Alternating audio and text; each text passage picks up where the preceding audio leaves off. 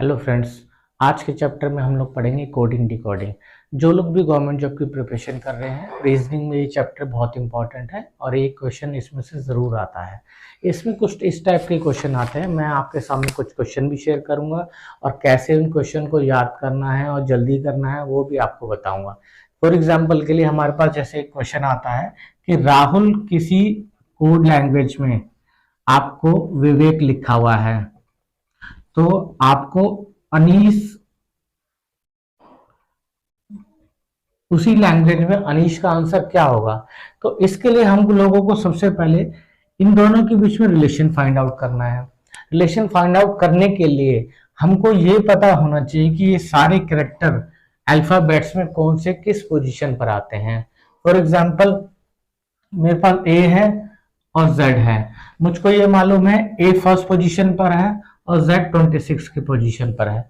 अब इनके बीच में जितने भी अल्फाबेट्स हैं वो सारे भी आपको पता होने चाहिए। अगर वो सारे नहीं पता है आपको तो फिर आप ये क्वेश्चन सॉल्व नहीं कर पाओगे या आपको बहुत ज्यादा टाइम लग सकता है। तो फिर मैं आपको यही बताऊंगा कि ये सब हमको याद कैसे कर सकते हैं इसके लिए। ठीक है, तो मैं इसको थोड़ा सा रब कर लेता हूं और मैं यहाँ आपके लिए अल्फाबेट लिख देता हूं ताकि आपको मैं बता सकूं इनको याद करने का शॉर्टकट क्या है। A B C D E F G H I J K L M N O P Q R S T U V W X Y और जेड। तो गाइस मैंने आपके सामने ये सारे अल्फाबेट लिख लिए। अब इनको कैसे याद करना है वो मैं आपको बताऊंगा। तो आपको इनको याद करने के लिए हर एक अल्फाबेट को किसी ना किसी चीज से रिलेट करना पड़ेगा। तो सबसे पहले आप एक शब्द मैं लिख रहा हूं आपके लिए, आप इसको याद कर लीजिए। ये है EGOTI। तो इसके लिए क्योंकि ये अल्फाबेट में 5th नंबर पे आता है, J 10 नंबर पे आता है, O 15 नंबर पे आता है, T 20 नंबर पे आता है और Y 25 पे। ये आपको याद रहेगा तो आपको ये 5, 10, 15, 20 और 25 याद हो जाएंगे। तो आप फटाफट से देख के बता सकते हो किसी भी वर्ड में आता है तो E 5 नंबर पे है, J 10 नंबर पे है, O 15 पे है, T 20 पे है और Y 25 पे है। ठीक है गाइस, आई होप ये याद रहेगा। इसके अलावा कुछ शॉर्टकट और है जैसे कि एम आपका सेंटर कैरेक्टर है और सेंटर कैरेक्टर 13 हो गया इसका। तो सेंटर कैरेक्टर एम ऐसे आपको याद रखना है। एम 13 हो गया, EGOTY 5, 10, 15, 25 ये सब आपको याद रखना है।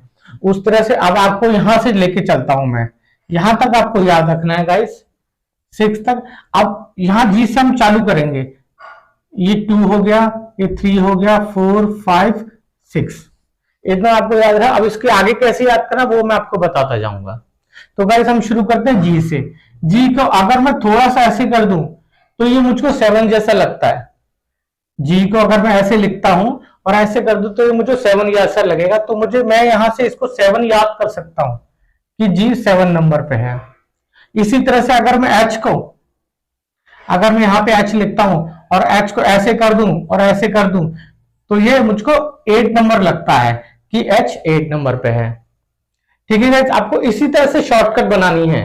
ठीक है, तो आई भी मैं ऐसे लिखता हूं तो ऐसे मैं 9 भी लिखता हूं तो आई की पोजीशन हो गई 9। ठीक है गाइस, और जे हमने यहां से उठा लिया 10। ठीक है, तो के को मैं ऐसे लिख दूंगा, ऐसे करके एक गेट बना हुआ है और मैं यहां पे नॉक नॉक कर रहा हूं तो मैं यहां पे 11 नंबर उठा लूंगा। ठीक है, एम सेंटर करेक्टर है 13 नंबर। तो मुझे इसके पहले और बाद का करेक्टर हमेशा याद रखना है, एक करेक्टर पहले और एक करेक्टर बाद में। ठीक है गाइस, ओ भी मैंने यहां से उठा लिया 15 का नंबर। अब पी से मुझे एक फीलिंग आ रही है कि पी के सोजा, तो पी के सोजा से 16 की स्पेलिंग आपको 16 नंबर याद हो रहा तो पी की पोजीशन यहां पर 16 में याद कर दूंगा। तो 16 याद कर लिया तो मैं क्यू उसके बाद 17 भी करता हूं। तो उसके बाद फिर मेरे को आर अगर मैं बोलता हूं तो मुझे 8 की स्पेलिंग आती है, आर 8। तो मैं यहां से 8 लिख के इसको ऐसे 18 भी याद कर सकता हूं। तो S होता है 19। T20 आजकल क्रिकेट बहुत चल रहा है, तो T20 से मैं यहां पे T की वैल्यू 20 लिख सकता हूं। तो U मैं 21 इसलिए कहता हूं क्योंकि तो U आपने कॉन्सेप्ट पढ़ा होगा U एंड I का, सेकेंड पर्सन फर्स्ट पर्सन, तो U सेकेंड पर्सन हो गया, I फर्स्ट पर्सन हो गया, तो यहां 21। तो V में ऐसे कहता हूं, हम कभी हमेशा विक्ट्री के लिए ऐसे करते हैं 2, 2 बार साइन दिखाते हैं, तो V हमारा 22 हो गया। और W को मैं ऐसे की जगह ऐसे लिखूंगा तो मेरा 3 हो गया, ये 23 नंबर हो गया। और इसी तरह से X 24 हो गया, Y 25 जो मैंने यहां से उठा लिया। तो गाइस ये इस तरीके से आपको याद करने हैं। अगर आपने ये याद कर लिए इस तरीके से और आपको इस तरह के क्वेश्चन कोई भी आएंगे तो वो आपको सॉल्व करने में कोई दिक्कत नहीं होगी। ठीक है, मैं थोड़ा सा यहां पे रब कर देता हूं। मैं आपको ये बताना चाहूंगा कि यहां पे किस किस टाइप के क्वेश्चन आते हैं।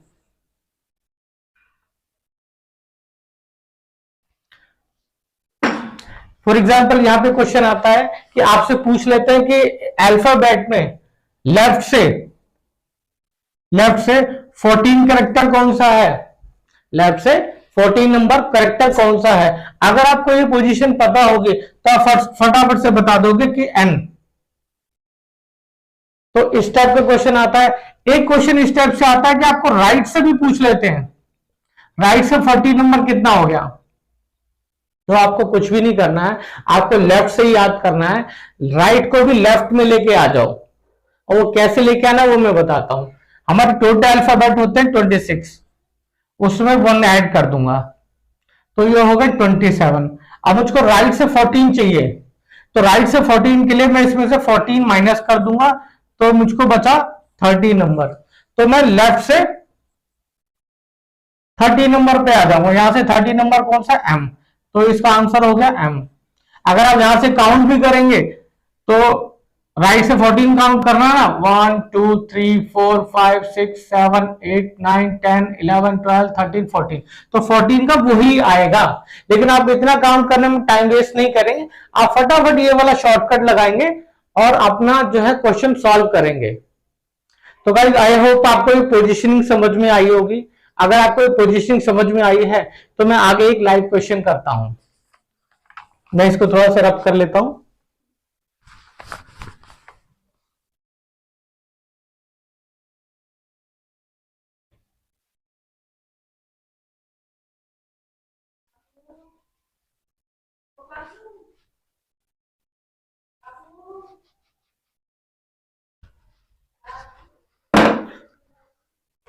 मैं कुछ क्वेश्चन लेके आया हूं।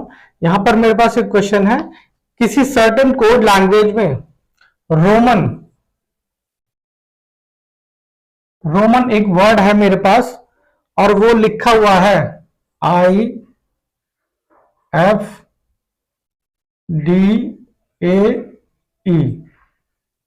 और तो अगर रोमन को किसी सर्टेन लैंग्वेज में ये लिखा हुआ है तो मेरा क्वेश्चन है वाटर को हम क्या लिखेंगे। तो गाइस इसके लिए आपको क्या करना है, आपको कुछ नहीं करना है, सिंपल इसको और इसको जो भी इनके अल्फाबेट में पोजीशन है वो लिख देनी है सबसे पहले, और फिर इनके बीच में क्या रिलेशन है वो फाइंड आउट करना है। जैसे मैं फटाफट यहां से देख के लिख दूंगा, R होता है मेरा 18, O होता है 10, सॉरी O होता है मेरा 15, M होता है मेरा 13, A होता है 1 और N होता है 14। ठीक है, इसी तरह से मैं इसको भी लिख दूंगा, I मेरा 9 होता है, F मेरा 6 होता है, D मेरा 4 होता है, ये 1 और ये 5। तो मुझे इनके बीच में फाइंड आउट करना है कि इनके बीच में क्या रिलेशन है। तो मैं फटाफट देखूंगा, तो मुझे ज्यादा टाइम नहीं लगाऊंगा मैं इसमें। तो मैं यहां से देख रहा हूं कि अगर इसमें 18 का 1 + 8 कर दे, 1 + 6 कर दे, 1 + 3 कर दे, तो और 1 + 4 कर दे, तो यही वैल्यू आएगी। जैसे इसको इक्वल टू 9 करता हूं, 6 हो जाएगा, ये 4 हो जाएगा, ये 1, ये 5, तो 96415 यही वैल्यू आ जाएगी। तो इसके लिए मुझे ये काम, यही ट्रिक मुझे इस पर अप्लाई करनी है। ये तो मुझको दिया हुआ है इसका तो मुझे लेके क्लू लेके इस पे अप्लाई करना है, तो मैं इसकी वैल्यू लिखूंगा W की 23, 1 20, मैंने आपको बताया था 5 18। ठीक है, तो यहां पे मैं 2 + 3 करता हूं 5, तो फिफ्थ कैरेक्टर हो गया मेरा E, 1 का 1 ही रहेगा A। ठीक है, 20 2 + 0 कर देता हूं मैं, 2 रहेगा, तो ये B आ गया। इसी तरह मैं 5 का 5 उतार दूंगा, फिर 1 + 8 करूंगा 9 आता है, तो 9 मेरा I यहां पे फिफ्थ कैरेक्टर हो गया मेरा E। तो गाइस इसका आंसर ये है, वाटर का आंसर EABEI ये है। दोबारा से बताना चाहूंगा कि ये W की वैल्यू 23 है जो मैंने यहां से उठाई है, A की वैल्यू 1 है, तो 2 + 3 5 हो गया, 5 का वैल्यू E हो गया, और ये A का वैल्यू 1 हो गया, T का 20 होता है, 2 + 0 करके 2 हो गया, तो सेकंड कैरेक्टर B हो गया, यहां से उठा लिया मैंने। इसी तरह से E सेम टू सेम ऐसे उठा लिया मैंने, फिर 1 + 8 करके 9, इसको मैंने ऐसे उठा लिया।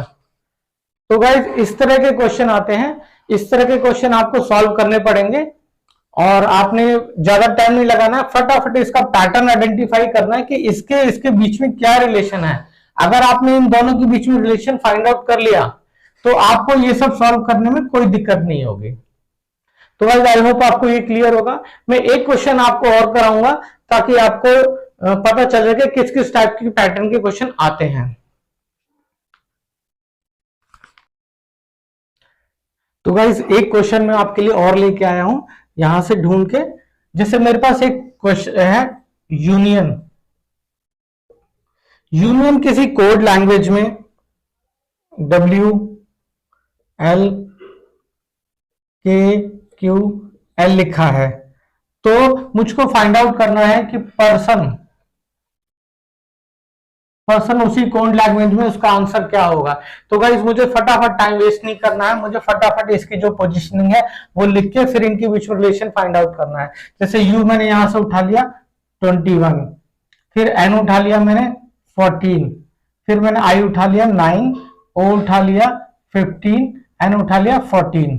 ठीक है, तो इसकी पोजीशनिंग भी लिख दूंगा 23, L हो गया आपका 12, K हो गया 11, Q हो गया 17, L हो गया 12। ठीक है, अब मुझे देखना है कि इनके बीच में क्या रिलेशन है।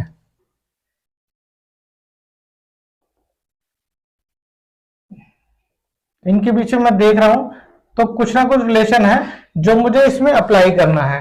तो गाइज मैं देख रहा हूं कि ये 2+ हो रहा है यहां पे, और यहां पर जो है 2- हो रहा है। ठीक है, फिर ये 2+ हो गया, फिर ये भी 2+ हो गया, और ये 2- हो गया।